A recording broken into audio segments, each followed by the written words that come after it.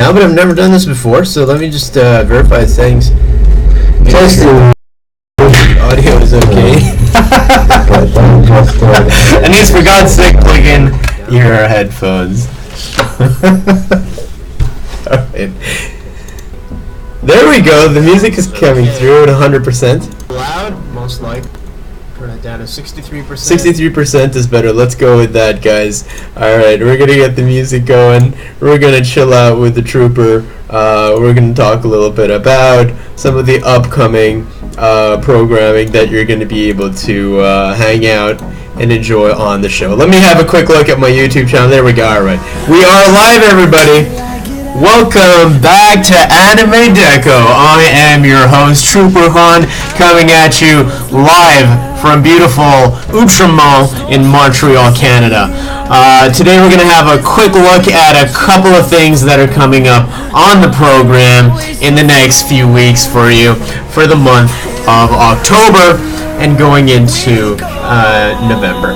So, first things first, it's been a while since I've done any content for Eat, Pray, Chai, so let me do a quick feature for my good friends at Shibui Tea. This is actually a great tea that initially I wasn't too keen on, but my good friend Max, how's it going? From the Université de Montréal actually recommended, and so that's a blueberry rooibos tea. I'm just getting the levels right, guys, so if I'm talking too loud, my apologies. So I've got my blueberry rooibos tea here in my Canon zoom lens EF mug. It's quite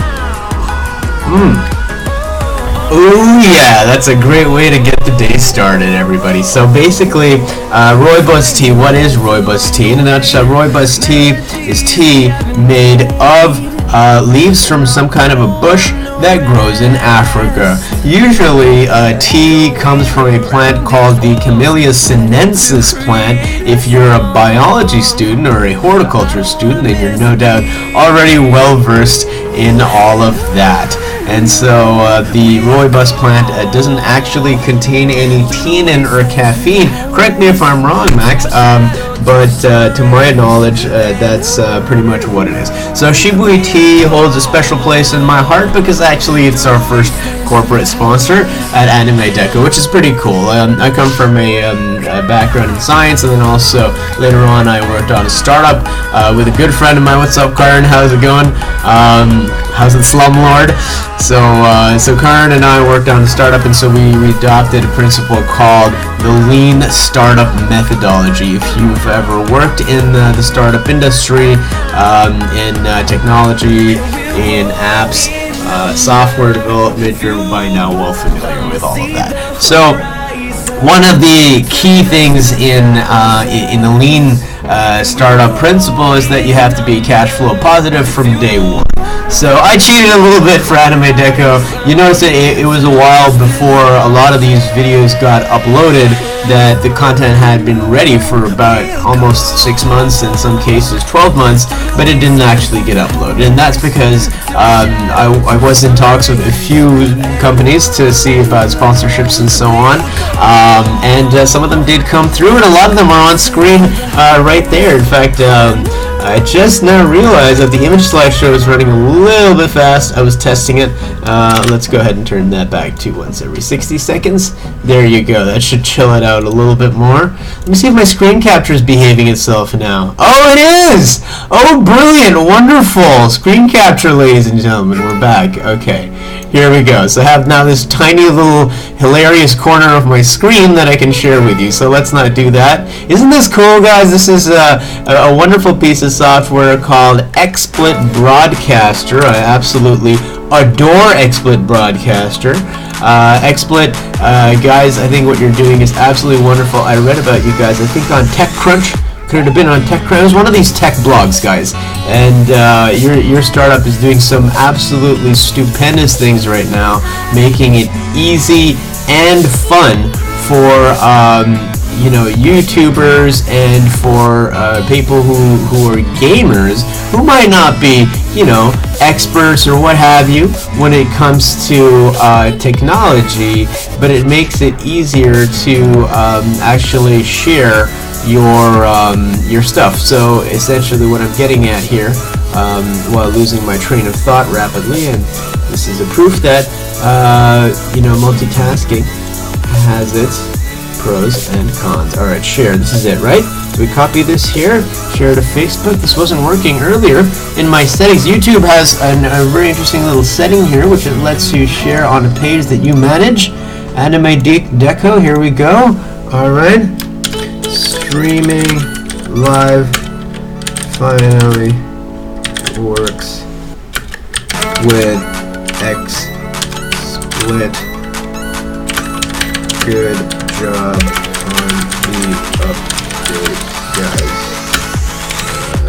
guys. Shout out to XSplit here. Yes. Okay. Why am I such a enthusiast when it comes to corporate sponsorships? Well, because I'm a corporate guy. Yeah, no, I don't care. Corporations are not really some evil entity that is out to take your money. I mean, also yes, but really, corporations are pretty much just groups of people that are making products that they think you might like. So, yeah, why not support products that you like, and more importantly, teams that are making the sort of stuff that you like. And so here's a quick view of the Anime Deco Facebook page. Oh, it looks like we're at 47 likes. Isn't that interesting? We were only at about 20 or 40 a few months ago, so that's interesting. Okay. So I've covered in the last few videos that you're seeing here on YouTube,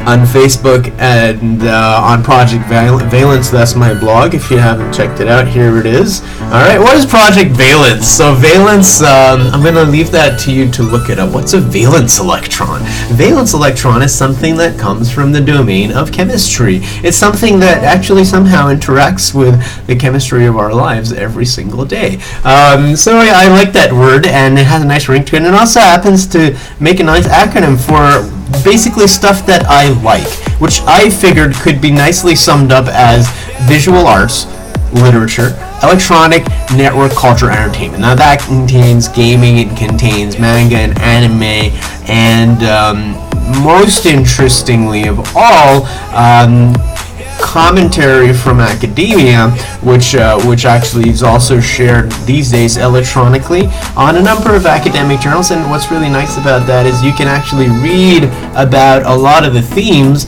that we're seeing in our world today. You know, everything from cultural hegemony to issues of I wouldn't really maybe say issues, that sounds like a political term, but more along the lines of the trends that we're seeing in multimedia sort of accessibility, and also the modes of transmitting media, right, which have changed a great deal over the years. We had a really interesting few discussions with my close friends about fan subbing, the fan subbing industry, the emergence of Crunchyroll, how fandom is a living thing, and how it has actually transformed the way that we consume new media. And not only consume, participate in the localization and the further development of. So this is very, very interesting, and actually I'm reading these days the thesis of a number of professors who have researched this specific phenomenon, which is actually really quite interesting. So yeah, no, check it out. Anything you're interested in the anime universe, I encourage you to deepen your knowledge and understanding of that, and you can do that just by heading over to Google Scholar. And let's have a quick look at what we could do with Google Scholar. So we go over to Google Scholar. Here we go, and let's have a quick look at, for example, I was researching fan subbing the other day. Fan subbing, future subtitling. There you go, right here. Bam! And so we have 603 academic results, including some from Dr. Gonzalez, Dr. Sanchez, Dr. Dwyer. You see? And so it's actually quite fascinating. Ooh, something from Dr. Cho. Very interesting. So anyway, this is the kind of tools that we use in the Asian Studies department. If you're from the Montreal area and you're interested in learning Japanese, of course, I will encourage you to pursue your education. There's actually two institutions that I know of that offer reasonably decent programs, I would say, in Japanese studies and Asian studies. First would be McGill, as you probably know. If you're an English speaker, McGill would be the logical option for you. If you're bilingual, then you may want to also explore Université de Montréal. They have a center called the CETAS, which is the Centre d'études de l'Asie de l'Est, which means the Center for Studies of East Asia. And that's where you go if you love anime, you have no idea what you want to do with your life, but you'd love to maybe kind of sort of work in Japan one day. That's how you do it. So yeah, education is really the first step in deepening your understanding of really, okay, we all watch the Saturday morning cartoons. Relax, we understand you. And we all enjoyed the manga and the game, but where do we go from here? We've developed a global worldview. Our worldview as anime viewers doesn't really fit into the mainstream. We're more educated than the masses. We don't really, we're not very interested in mainstream media and traditional sort of, how shall I say this, like modernist dialectic and like the sort of indoctrination that you would be accustomed to being exposed to, on the news or whatever. We're more interested in using your imagination, more interested in discussing philosophical things, love stories, comedy, high school days, gags. It's about enjoying the present moment. It's about enjoying hobbies that we like, and it's really about education. If you think about it, you don't have to look very far. Almost every single anime out there is centered on education. It takes place in the high school. So that's kind of important, you guys. It's not something that people maybe discuss as much as you would think, but there you have it. So there we go. The reason I actually am sharing my screen with you is so that we can go over to Google Photos. Where's it? Google Photos? Google Images. Google Images. There we go. So in case I have something to pull up, we can go ahead and search it and show you some cat pictures or whatever. So there we are. Blueberry Rooibos, I've been drinking it for a few minutes now, and it's quite nice.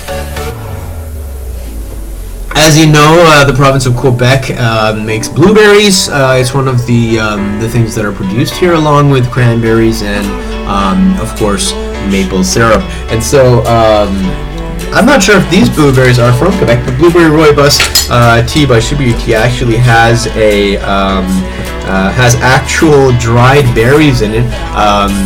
Cheers! I'm gonna have a little bit of oatmeal while I'm live streaming because I can. So that's nice, because typically what you will see if you read these ingredients list is you're gonna see, from a grocery store teas or what have you, a lot of syrups, some kind of chemical additives, and they have to use far less of those because they've got natural ingredients. And it's good, it wakes you up. Most of the energy from hot beverages comes from the heat.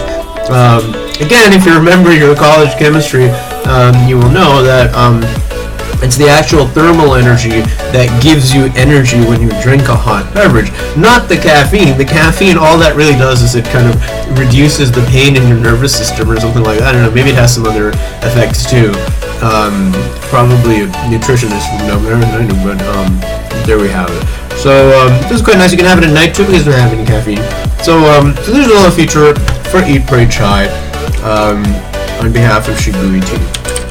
Let's go ahead and show you the website of Shibuya Tea Canada. They're also based in the Montreal area. They're actually originally from Scotland. And if you've been listening to the podcast, the Project Fails podcast, Eat, Pray, Try, you will know that their site crashes when you load it. Okay, it seems to be alright now. There we go. So Shibuya Tea makes some beautiful products. They're absolutely delicious. if you've seen their work on Facebook, on Twitter, then you will know that their social media accounts are managed by my good friend Max. Okay, so they've got some great stuff for you here. Loose leaf tea. What am I drinking right now? I'm drinking rooibos tea, so let's go ahead and have a look at that. There's all kinds of delicious rooibos here. Wow, look at that. Okay, what do you got in terms of blueberries? Blueberry me, bruh. Rooibos, pomegranate, mate, all rooibos. I don't know. It's some here, somewhere here. Blueberry rooibos. What do they call it? They call it blueberry rooibos. Yeah, good. Fair enough. That's a rather logical name, it must be said. There it is, 13 bucks. See that? 100 grams, and you get the tin with it, which is really very reasonably priced if you consider that their quality point is somewhere between your Tivana, which is among your premium teas, right? Starbucks recently bought Tivana Corporation. Tivana was based in Atlanta, Starbucks, Seattle coffee company. They're going to roll out a global campaign and open up tea bars in I think all of the 108 countries in which there are Starbucks. I could be wrong about that. Correct me in the comments if I'm wrong. Let me have a quick look at the comments. Okay, there's no comments yet. That's alright. If you guys do have questions, don't be shy. I know a lot of people are a bit shy about posting the comments, but you don't have to be. So here we go. So what we've got is their quality level, right? So there are going to be tea bars that are going to be rolling out all over the world. The first phase of this has been introducing Tivana products to Starbucks, right? So Shibui is using a rather similar marketing strategy in which they're utilizing independent cafes and promoting tea also using their own brands. So both companies are using the same strategy, promoting tea and tea drinking, tea culture, the benefits of drinking tea, but using a different target market. So Starbucks is going for the high-end market segment, Shibuya is going for the mid-end market segment, and then of course we have David's Tea, which is a Canadian player, relatively small company, but still a notable player nonetheless. You may have seen David's Tea shops pop up all over Canada. I think the first shop was in Toronto, and David, the owner, is actually from the same family as you might remember from back in the day, Coho's. They also own a brand, I believe, called Le Chateau.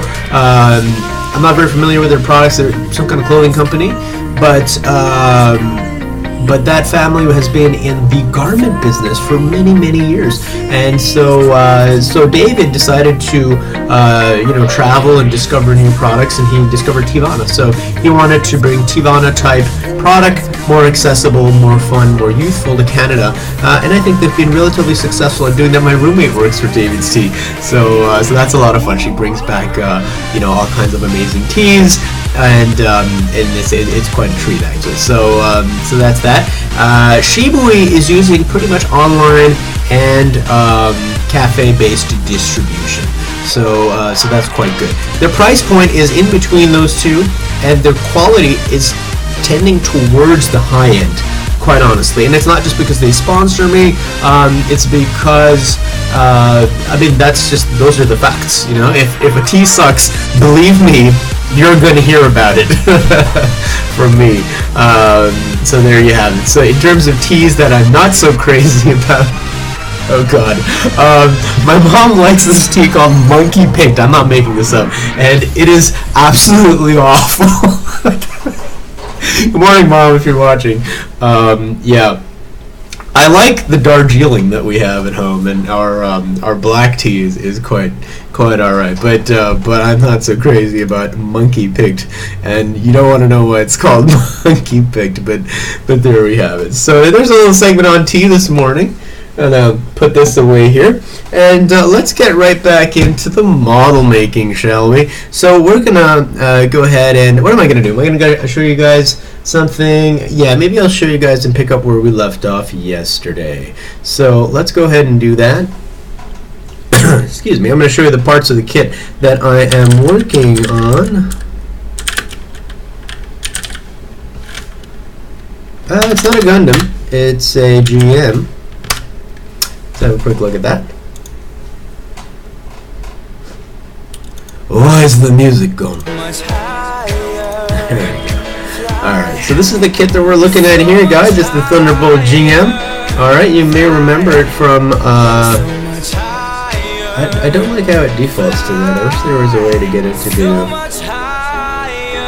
size, large, yada, and here we go. Oh, here we go. This is a good example. Okay, so this is going to show you pretty much what's the difference between a GM and a Gundam. So the Gundam is kind of like your F-22 Raptor of the mobile suit universe, right? Gundams are still in development. They haven't actually been built yet. You'll notice that there's a Gundam boom happening in the world right now. Even countries like China, Korea, and Turkey have built Gundam statues using their own country's artists, sculptors, and creative people. So people are more and more interested in advanced robotics. I've got a piece coming up on DARPA and sort of the overlap between the world of anime robots and actual robotics, and they are not so different, it turns out. So what's a Gundam? A Gundam is pretty much your flagship unit. It's the most, the supremacy unit, right? So in warfare, you'll have a number of tiers of vehicles. You'll have your supremacy unit, which will be usually like a FIFO unit, first in, first out. That's the F-22 Raptor in a nutshell, isn't it? It's basically a warplane that has long-range sensory capability. It gets into the theater of war. It is able to detect the enemy, engage the enemy, and leave the theater before that enemy unit can actually pick up on its its location, its position, its headings, and so on. And so the Gundam, and of course it has the most advanced countermeasures and offensive and defensive weapons. It's able to engage both ground and air targets. So the Gundam is very much sort of the mecha equivalent of a supremacy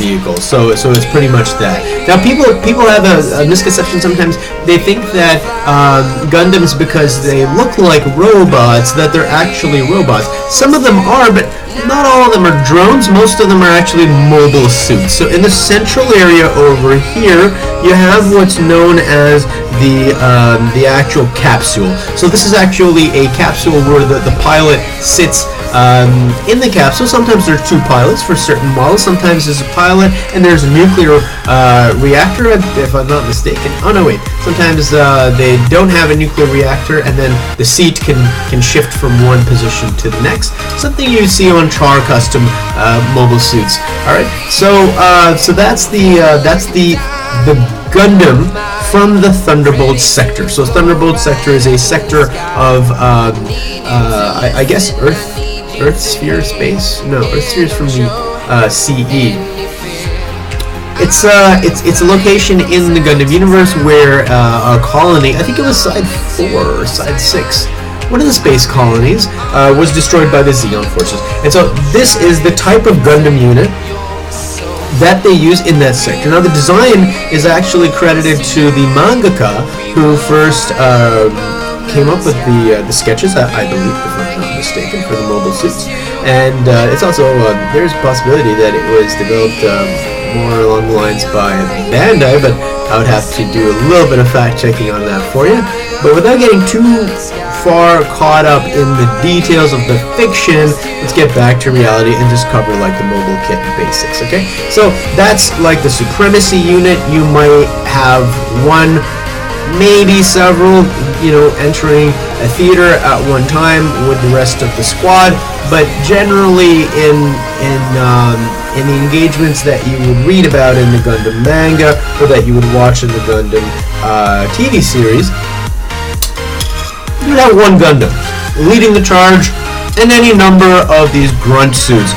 So these are kind of like your stormtroopers, they're very, very common, mass-produced, inexpensive, whatever. So there we go. I have one of these. This is a 1/144 high grade, good for beginners. Let me show it to you.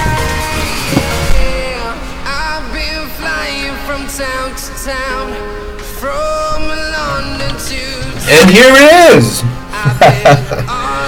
So, why is it in pieces, you ask, and sitting on a paper towel? Well, that's because when you're building, you want to make sure that your parts are clean, free of dangerous space debris and other hazards, and that they are, when you're looking to paint, when you're looking to prime, you want to make sure that the actual release agent that they use on these injection molded styrene parts isn't still attached on the surface, okay, of the plastic. So basically what you're going to see is, let's say this is the injection mold. In order to get it out, they actually have to push the part out. You're going to see the witness marks right back here, okay? That's where the pushers eject it. Now, they actually have to use an oil-based compound that's injected into the plastic injection molding machine, which releases these pieces from the actual, I think it's a hot runner system that they use.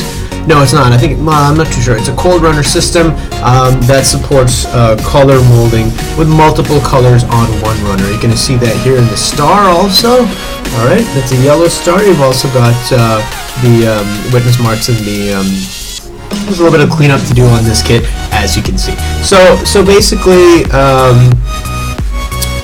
that's the 0th step to building a model. First, you'd cut them off the runners, and then you'd actually wash them, and then you can get started with priming and so on and so forth. So I do still have some time before Ryan shows up. In case you're wondering, the program for this weekend is we are working on a friend's car who is a little bit all over the place, but you know, we're going to give him a helping hand because of course that's what friends are for.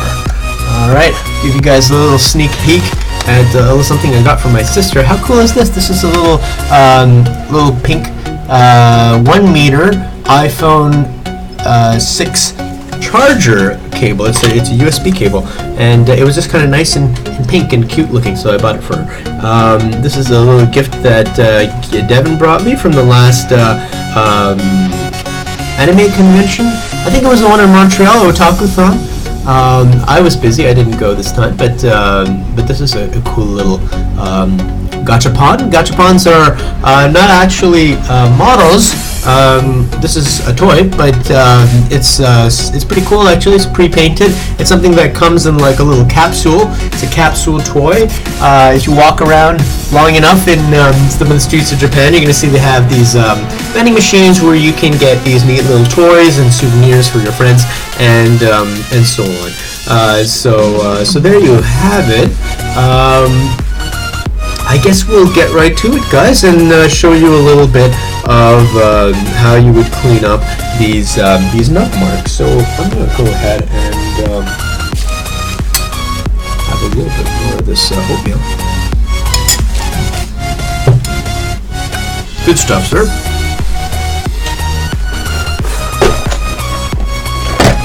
Alright, so I've got my model box here. Sorry guys, Canoni's acting up today, I don't know why. Usually I have my Epoch Cam up there for you guys to follow along with me while I'm working. Maybe it'll work now, let's see.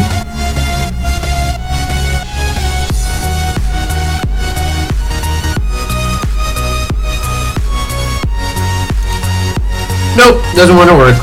Oh well. I like how Epoch Cam is trying to sell you a premium license, but their free version doesn't work properly. Whatever. Alright. So,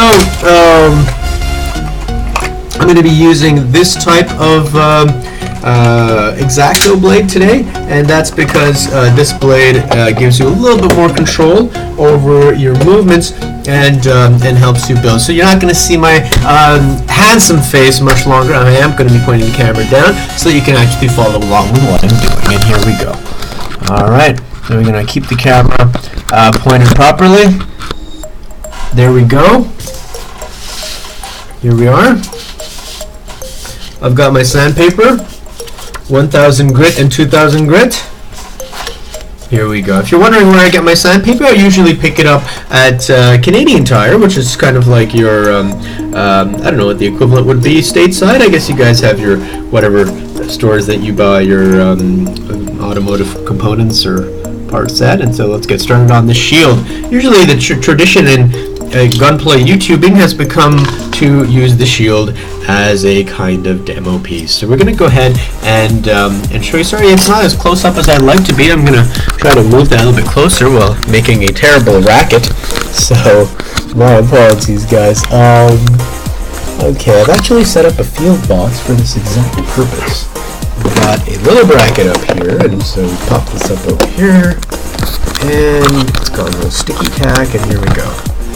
One end done. Are we properly centered? Well, sort of. This is as good as it's going to get, folks. If you want HD, well, let's get a little sponsorship going. And I know I sent an email to Logitech a little while ago, and so maybe something might come through from Logitech. Okay, so here we go. So as you can see here, can you see the nub mark there? It's right over here. It's got a rough texture. If we put the model together in this condition, it's going to look ghetto grade. So, I mean, ghetto grade is okay. You can always refine ghetto grade. If you're building ghetto grade, that's not a problem at all. You build it ghetto grade, and then as your skills improve, you can go back and you know, improve on your work. And so that's certainly something that can be done. So, so that's quite all right. So one of my friends built this up. He builds a lot of stuff ghetto grade because he's completely haphazard and a disorganized lunatic. But you know, that's why we love him. So there you have it. Okay, so we're gonna just make sure that the nub mark is more or less all right. You can also use your fingernail. Your fingernail is gonna have just about the right sort of consistency to get the nub mark off. And as you can see, as I'm doing this, right, I'm rubbing all my finger oils onto this plastic. That's not good. That means it'll have to be washed again before it gets painted. That's just part of the process, guys. You know, model building is something that you do when you're a patient person. So when you're in patient mode, that's a good time to build models. It also builds patience, guys. It builds patience. It builds a lot of perseverance, because if you want a perfect result, there is such a thing as perfection. You define what it is, and you build up until you get to that point. You can have a perfect thing. You just need to keep at it, right? And so here we go. We're on the second nub mark here. The styrene is flaking off. It's a lot smoother. This one is a little bit better than the last one. So we'll go carefully, not too hard. That's it, just like so. And we just kind of, you know, keep it going, just like so. And there we have it. Now it's a lot better. You can't see the nub mark anymore. I can feel it, but I mean, you kind of can, I guess, right? It's I say when you get beneath 0.1 millimeters, you're getting into stuff that most people won't really perceive. So, but obviously, if you're building this for a competition, then you want to go down below 0.05 millimeters of imperfection, I would say, because that's the kind of stuff that still does show up on macro lenses when you're using a close-up, you know, with an SLR camera, for example, or something along those lines. So, there's a lot of big words, by the way. I'm sorry. I'm just whatever. I have a science background. Sometimes you have to say things using big words for me to understand. It's weird. I'm like that. I'm weird, and I love being weird. I couldn't be normal. Life would be too boring. All right. So here we go. That's another nub mark done, guys. It's relatively smoother now.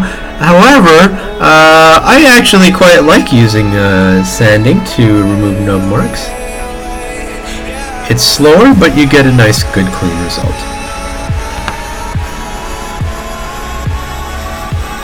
Alright. So let's go ahead and do that. We'll start with 1000 grade. This one's a little bit dirty. Let's see if it affects the white plastic that I'm working on. I've got some dirty sandpaper. Is it a good idea to use it to remove nub marks? Try it, guys. Try it. All you need to do to clean styrene is use some warm water and some dish soap. You want to go gently. You don't want to push too hard on the actual edge that you're working on, because remember, it's a fine edge. There we go. Now it's nice and clean. Sorry if it goes off the center of the camera there. Sometimes that could happen. Let me have a quick look at the comments and see if anybody is commenting. Oh, there he is. Let me see what Coding Craigs wants. Can you change your camera to take up more of the screen so we can see more detail?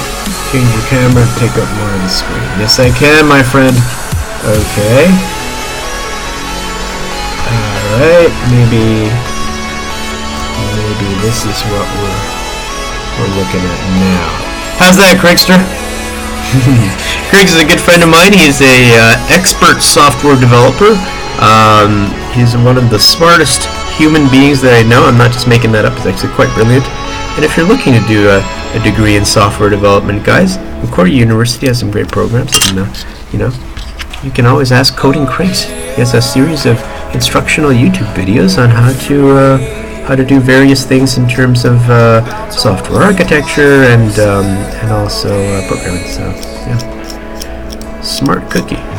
Okay, so we're gonna sort of file this down again with our X-Acto blade. There we go. Alright, it's nice and smooth. And you can see here it's actually gouged in. How did that happen? Hard to tell, right? Okay, I'm going to show you how that happened. So what happens if you're not careful, and let's say this is still connected to the sprue tree, right? So we've got our sprue tree, and I don't have a sprue tree right now in hand, but you can imagine a piece of plastic sticking out from here, going to a frame, and if you cut the nub, or the gate I should say, right up against the plastic, what's going to happen? If you're using relatively inexpensive nippers like most beginners do, what's going to happen is that it's actually going to tear the gate open. It's going to gouge a hole inside your surface. So that's sort of a reality of model building, guys. It happens in airplane models, happens in car models. Don't be disheartened. Don't worry about it. We're going to cover how to patch that up very soon. So you want to carefully use your hobby knife. You want to make sure your hobby knife stays clean at all times. I like to just sort of wipe it off here. I have a feeling I'm using a slightly dull blade, to be honest with you.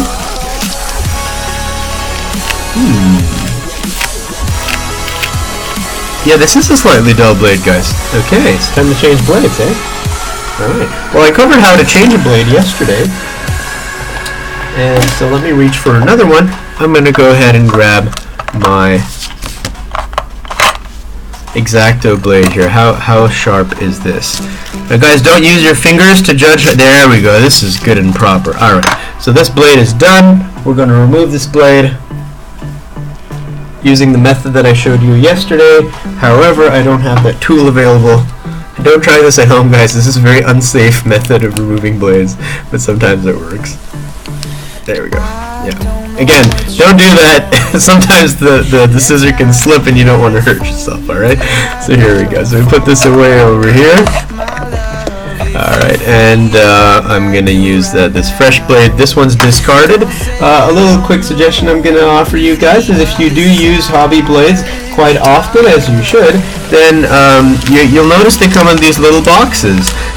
That's so cool. What are the boxes for? Well, they're for storing your blades. And so when you're done, you can keep one for discarded blades. I like to just keep them into one, and I label them. I've got a Sharpie here. It's my permanent Sharpie. I'm going to give it a little label. I'm going to call this junk. Okay? Just so that I know that these ones are to be discarded or thrown out. It's not actually that great an idea to toss the blades all willy-nilly into the trash, because what's going to happen is that the friendly neighborhood garbage man might get his hands all cut up. So you want to make sure that they're in a proper container so that people don't cut their hands up when they're disposing of them. But only dispose of them when it gets full, otherwise there's kind of no point, right? So here we go. Alright, so here we go. So we're just about ready. I've got some loose blades here in my workspace. I'm going to clear these up and put these away before we carry on. Okay. Here you go.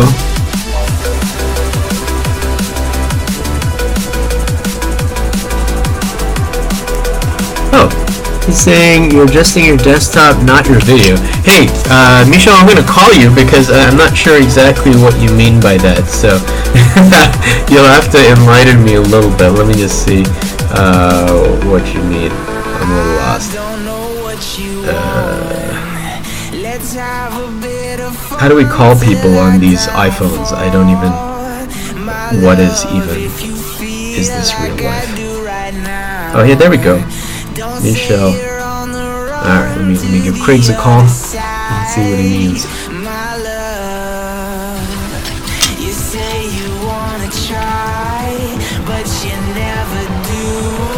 Oh, hey Craigs, what's up, man? What's going on? I think you meant... Okay, that's a guy.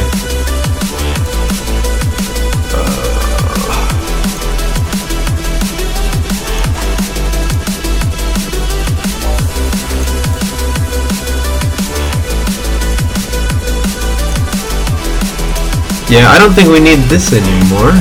Yeah, let me just get rid of that. And,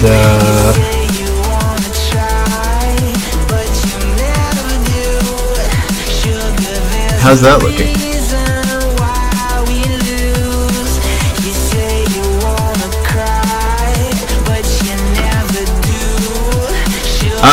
I can show my screen. I will do that this way, screen capture. I'm going to go ahead and grab this part of my screen, and then I can pop that over here, I guess.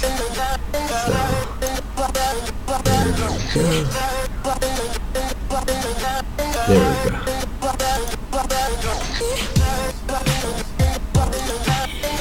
Yeah. Yeah, I think you're right. That's a good point, man. Awesome. Cool. So how are you doing, by the way? You're good? Busy? Oh, okay. Alright, man. Yeah, for sure.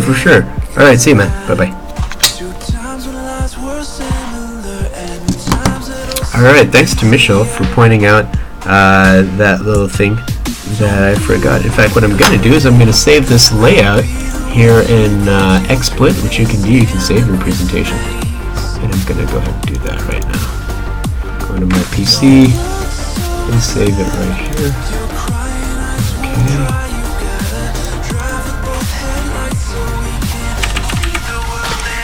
Okay. There we go. Alright guys, so what we're seeing here is a nub that's coming down to the surface level here. Just like so.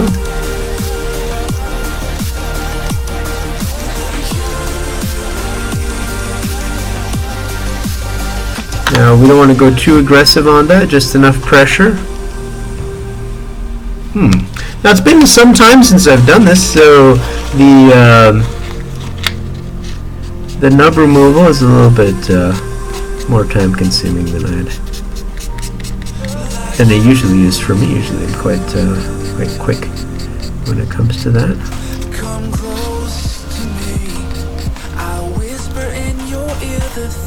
And there we go. Once again, guys, resist the urge to just wipe off your X-Acto blade with your finger. You don't want to hurt yourself. So what we do is we just take that, slice it off, just like so. Alright, that's looking good.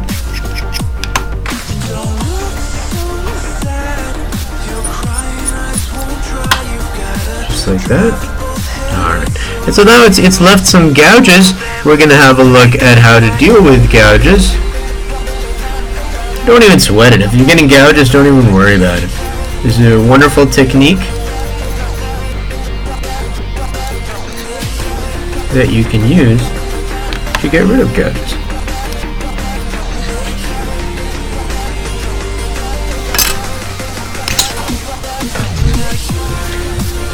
Alright, so here we go. This is a little glass jar which has a certain compound in it. So what is this compound?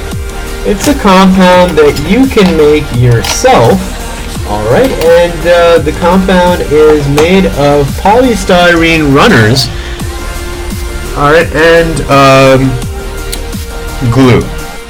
The kind of glue that I'm using is actually plastic cement, and what happens is that the plastic cement will melt the polystyrene glue, and what happens as a result is that you get this kind of a gel substance. I like to use a very dark color for my putty. It essentially becomes a putty that is sandable.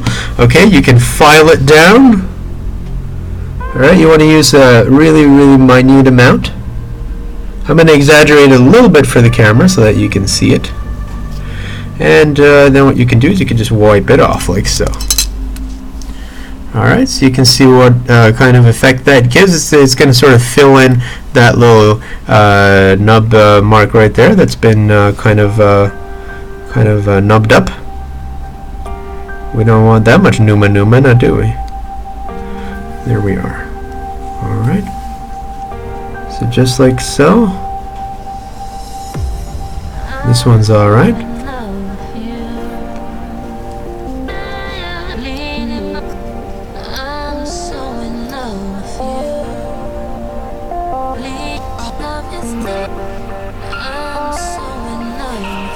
And there you have it. So this was the limonene based material that you can get from Mr. Hobby. Okay, and what that does is that it actually melts down the polystyrene, and what you end up with is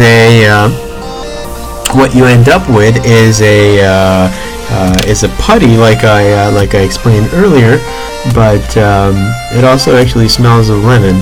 So what am I doing now? I'm filling in some gaps that were left by the casting process. So the front of it has these nice little panels, but there are these gaps in there in the front. In the back, there's even more gaps though. So it's not really that nice looking. So I figured I'd fill it in. So I'm using the black to show you high contrast.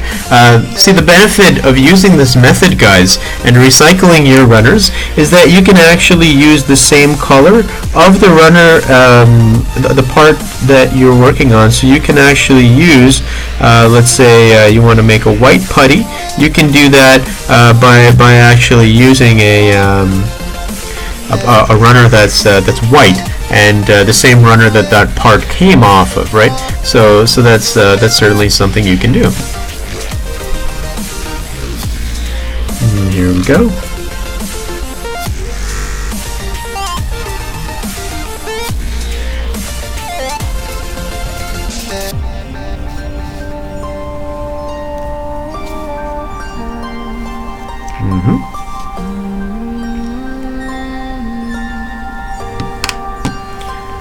Okay, so we're going to go ahead and